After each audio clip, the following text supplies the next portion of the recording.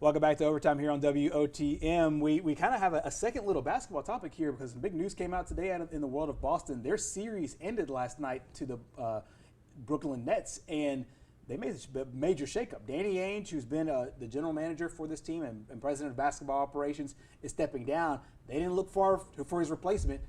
Former head coach Brad Stevens coming off the floor and into the GM's office. What do you think about this move overall here as the C's kind of shake everything up and now look for a new head coach? Stevens a little young, I think, to be accepting it. But hey, if he wants to get out from coaching 82 games a year and traveling all that, God bless him. But I think that Ainge was a guy who set a specific tone. Ainge is a real intense guy, and he's a great athlete. I mean, Ainge was an outstanding baseball player. Probably could have had a professional baseball career if he wanted to as well. I remember asking Lloyd Moseby, who played with him in Toronto, could this guy have been a Major League Baseball player? He said absolutely. Wow. So there were a lot of things I think that Ainge brought to that position where because he was such a good athlete that maybe he had the ability to, an insight that maybe others didn't because of that background. But Stevens is a really smart guy. I think the new age of the NBA is probably what Stevens represents.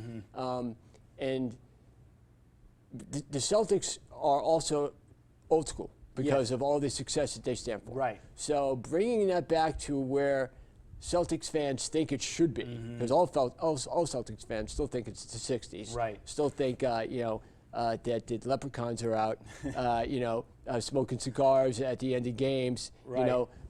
Larry Bird, is going to come from nowhere, and Kevin McHale. I mean, those things are Celtic fans got used to. Right. But I think that it's going to be interesting to see where the Celtics can compete consistently for championships. I think they can. Because Stevens is a class guy. He's a guy with a good head on his shoulders, and I think he's going to thrive in this as a GM. Yeah, I think so as well, and it'll be really interesting who they hire as a head coach because this will now be Stevens' decision. And he'll be, ironically, the guy that will hire his replacement over in Boston. So, yeah, a major shakeup there in the city of Boston. As you talked about, this is a city that loves their basketball and loves their tradition. They feel themselves kind of slipping away from the LA Lakers. We'll see if they can get back on track with their next head coach.